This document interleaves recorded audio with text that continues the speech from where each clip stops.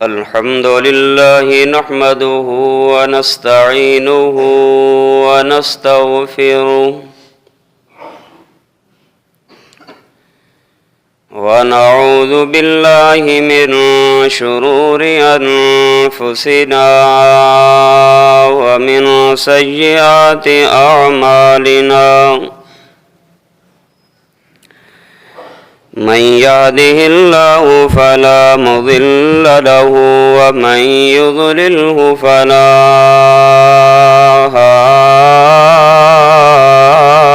هادي له ونشهد أن لا إله إلا الله ونشهد أن محمدًا عبده ورسوله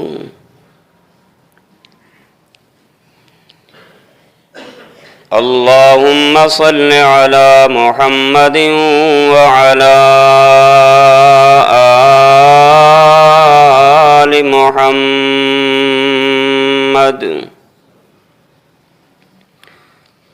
كما صليت على إبراهيم وعلى آل إبراهيم إنك حميد مجيد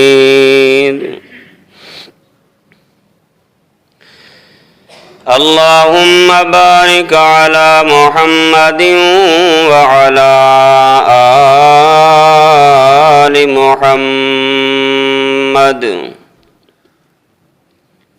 كما باركت على إبراهيم وعلى آل إبراهيم إنك حميد مجيد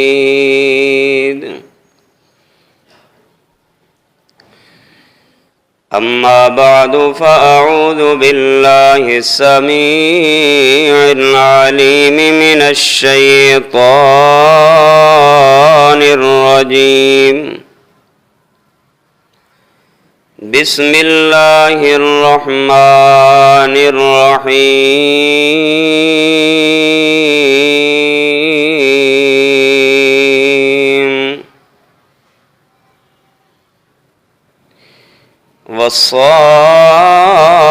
والصافات صفا وقال الله تبارك وتعالى فليحذر الذين يخالفون عن أمره أن تصيبهم فتنة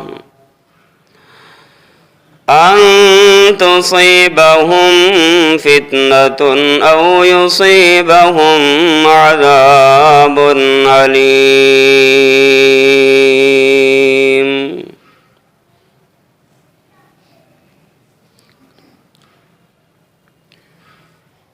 ہر قسم کی حمد و ثنا کبریائی بڑائی یکتائی تنہائی بادشاہی اور شہنشاہی اللہ وحدہ لا شریک کے لیے بے شمار درود و سلام امام الانبیاء خاتم الانبیاء جناب محمد الرسول اللہ صلی اللہ علیہ وآلہ وسلم کی ذات گرامی کے لیے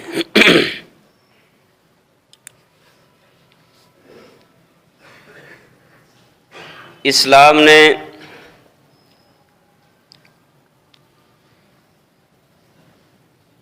فرض عبادت میں اجتماعیت کو اہمیت دی ہے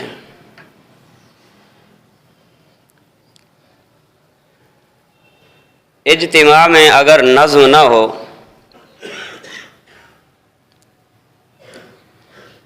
تو اس اجتماع کی افادیت ختم ہو جاتی ہے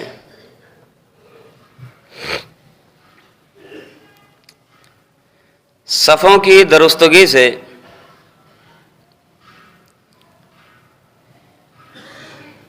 اجتماعی نظم نمایاں دکھائی دیتا ہے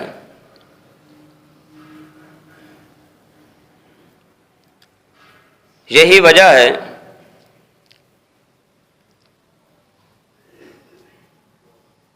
کہ اسلام نے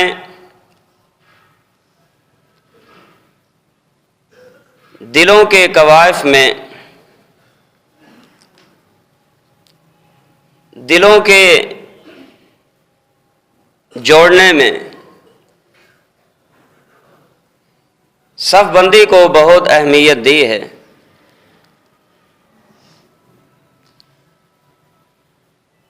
پیارے پیغمبر علیہ الصلاۃ والسلام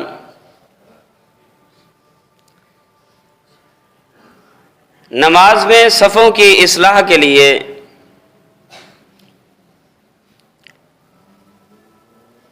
پوری کوشش کیا کرتے تھے۔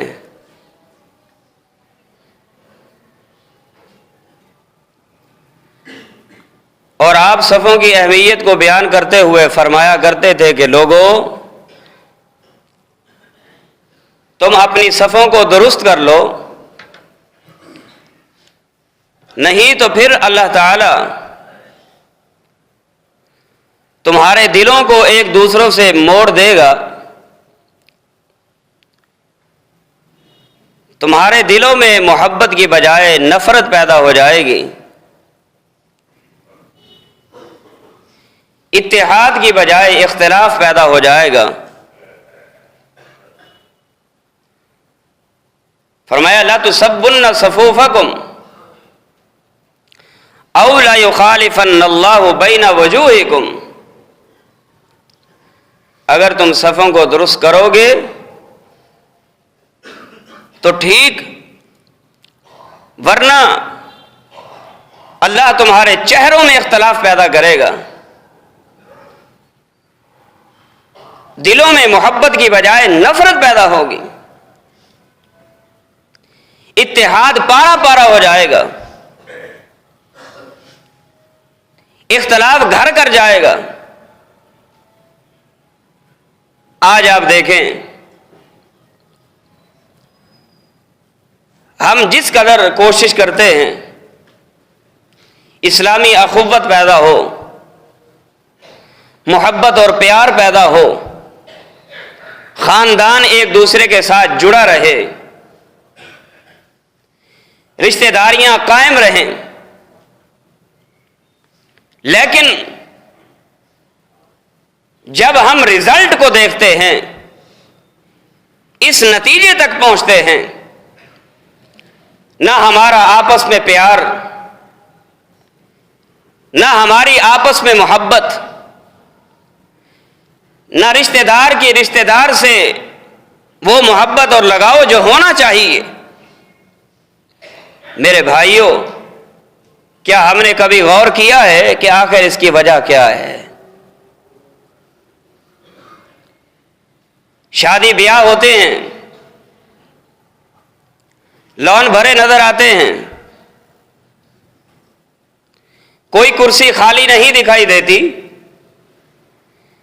لیکن پھر بھی اس کے باوجود اختلاف کیوں ہیں؟ یہ اجتماعیت، یہ اتحاد ہم میں پیدا کیوں نہیں ہو رہا؟ کبھی ہم نے سوچا، غور کیا؟ جوان اپنی جوانی سے گزرتا جا رہا ہے، بزرگ اپنی زندگانی کو پورے کرتے چلے جا رہے ہیں، کیا ہم نے کبھی غور کیا ہے؟ جبکہ اسلام ہر موڑ پہ مسلمانوں کو اتحاد کا درس دیتا ہے، محبت اور پیار کا سبق دیتا ہے، اور میں سمجھتا ہوں اگر مسلمانوں میں اجتماعیت آ جاتی، مسلمانوں میں پیار پیدا ہو جاتا، آج پاکستان کو ایک الگ ریاست قائم ہوئے 74 سال 1 مہینہ 4 دن ہونے لگے ہیں، مسلمانوں میں اتحاد کیوں نہیں رہا؟ یہ ہماری ریاست اتنے شہداء کی قربانیوں کے بعد ہم نے ایک الگ ریاست قائم کی. یہ ریاست قائم اگر ہو سکتی ہے، آج مسلمانوں میں اتحاد پیدا کیوں نہیں ہو سکتا؟ اور پھر 74 سال سے زیادہ عرصہ گزرنے کو ہے.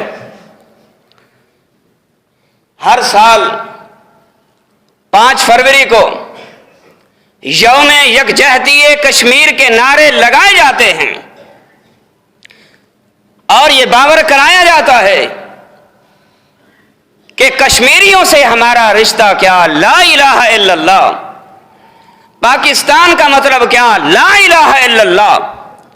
لیکن میرے بھائیوں، کیا 5 فروری آئے گی، ہم نعرے لگائیں گے، 5 فروری گزرے گی، پھر ہم مستانی نیند سو جائیں گے؟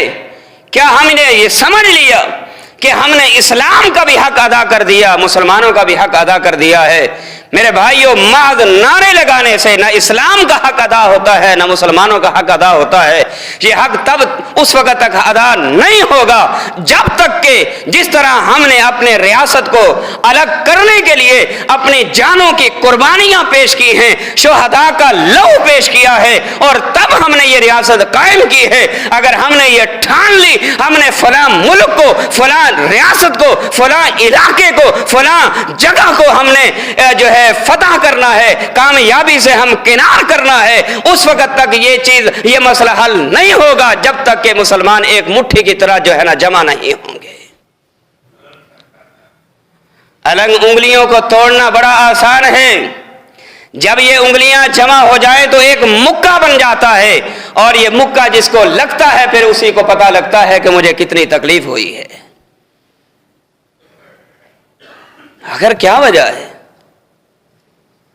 کشمیری ماؤں بہنوں کی سسکیاں اور ان کی رونے کی آوازیں ہم سنتے بھی ہیں، ہم دیکھتے بھی ہیں، ہم پڑھتے بھی ہیں، لیکن اس کے باوجود ہمارا سویا ہوا ضمیر جاگتا کیوں نہیں؟ ہم خواب غفلت سے نکلتے کیوں نہیں؟ کیا وجہ ہے؟ میں جو سمجھا ہوں وہ یہ ہے، ہم نمازیں تو پڑھ ڈالتے ہیں، روزے تو رکھ جاتے ہیں، تلاوتیں تو کر جاتے ہیں، خیرات تو کر دیتے ہیں، زکاتیں تو دے دیتے ہیں، لیکن اصل جو ان فرائض عبادات کا جو اصل مقصد تھا، جو اصل روح تھی، اس سے ہم ناواقف رہے. نتیجہ کیا نکلا؟ ہر بندہ اپنے تئیں ایک دوسرے سے ٹوٹنے کا شکار ہوتا چلا جا رہا ہے، خاندان سے جدا ہوتا چلا جا رہا ہے، بھائی سے جدا ہوتا چلا جا رہا ہے. اللہ کی قسم اٹھا کے کہتا ہوں، اگر ہم اس اسلام کی روح کو سمجھتے تو آج یہ اختلاف کا شکار نہ ہوتے، بلکہ مسلمان ایک مٹھی کی مانند جو ہے، ایک مکے کی مانند جمع ہوتے دکھائی دیتے. کیوں؟ پیارے پیغمبر علیہ السلام نے فرمایا، المسلم اخو المسلم، مسلمان کا بھائی ہے. ایک اور روایت میں پیارے پیغمبر فرماتے ہیں، المؤمن للمؤمن کالبنیان یشد بعضہ بعضا، مومن کے لیے ایک دیوار کی طرح ہوتا ہے. جس طرح الگ بلاکوں کو اٹھا کے دیوار بنا دی جاتی ہے، الگ بلاک کا توڑنا تو آسان ہوتا ہے، لیکن بلاکوں سے جب دیوار قائم ہو جائے اس بنی ہوئی دیوار کو گرانا بہت مشکل ہوتا ہے. مومن کے لیے ایک دیوار کی مانند ہے، ایک محل کی مانند ہے، ایک عمارت کی مانند ہے. میرے بھائیوں، ہم الگ تھلگ ہو گئے، علیحدہ ہو گئے. نتیجہ کیا نکلا ہے؟ میری سوچ اپنی ہے، آپ کی سوچ اپنی ہے، میرا خیال اپنا ہے، آپ کا خیال اپنا ہے، میری رائے اپنی ہے، آپ کی رائے اپنی ہے. اس لیے ہم اختلاف کا شکار ہوتے چلے جا رہے. اگر ہم یہ سوچ لیتے ہم وہ کریں گے جو رب کا قرآن کہے گا، ہم وہ کریں گے جو محمد رسول اللہ کی حدیث کہے گی، اللہ کی قسم اگر 313 ہوتے بھی تو 1000 پہ غالب ہوتے دکھائی دیا کرتے تھے. کم من فئۃ قلیلۃ غلبت فئۃ کثیرہ، بھلے تھوڑے ہوں لیکن ایماندار ہوں، بھلے تھوڑے ہوں سچے مسلمان ہوں، بھلے تھوڑے ہوں، ایمانی غیرت کا جذبہ رکھنے والے ہوں، اللہ تعداد کو نہیں دیکھا کرتا، اللہ اکثریت کو نہیں دیکھتا، لیکن اللہ کے قرآن نے فرمایا مومنوں تم تھوڑے بھی ہوگے، اللہ کے حکم سے بہتوں پر اللہ تمہیں غلبہ عطا فرمائے گا۔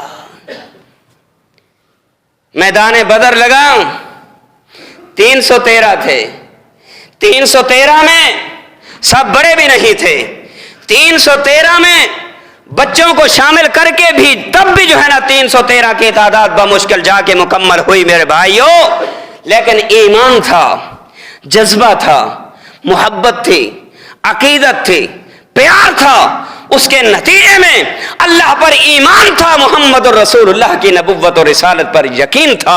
313 ہونے کے باوجود بھی کوئی اسلحہ نہیں، کوئی طاقت نہیں، نہ جسمانی طاقت ہے، نہ اور دوسری طاقت ہے، نہ سواریوں کی طاقت، نہ اللہ اکبر تلواروں کی طاقت، کوئی طاقت نہیں، ایمان کی طاقت تھی۔ ایمان کی طاقت کے نتیجے میں اللہ نے 313 کو غلبہ عطا فرما دیا۔ میدان احد لگا 1000 تھے، 3000 پہ غالب آئے۔ آج ہم لاکھوں کی تعداد میں بسنے والے مسلمان اس ریاست پاکستان میں موجود ہیں۔ 5 فروری آتی ہے، نعرہ لگایا جاتا ہے پاکستان کا مطلب کیا؟ لا الہ الا اللہ، اور کشمیریوں سے رشتہ کیا؟ لا الہ الا اللہ۔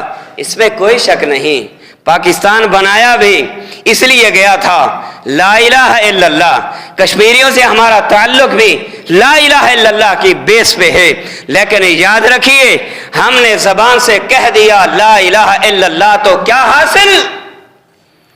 زبان سے ہم نے نعرے لگائے تو اس نعرے لگانوں کا ہمیں حاصل کیا ہوا ہے میرے بھائیوں؟ دل و جاں مسلمان نہیں تو کچھ بھی نہیں۔ زبان سے کہہ بھی دیا لا الہ الا اللہ تو کیا حاصل؟ دل و جاں مسلمان نہیں تو کچھ بھی نہیں۔ آج ہم جسمانی طور پہ تو بظاہر ایک دوسرے کے ساتھ ملتے ملاتے دکھائی دیتے ہیں، لیکن ہمارے دلوں کے اندر ایک دوسروں کے خلاف جو بغض بھرا ہوا ہے، اللہ کی قسم اس وجہ سے شیطان ہمیں اکٹھے نہیں ہونے دیتا۔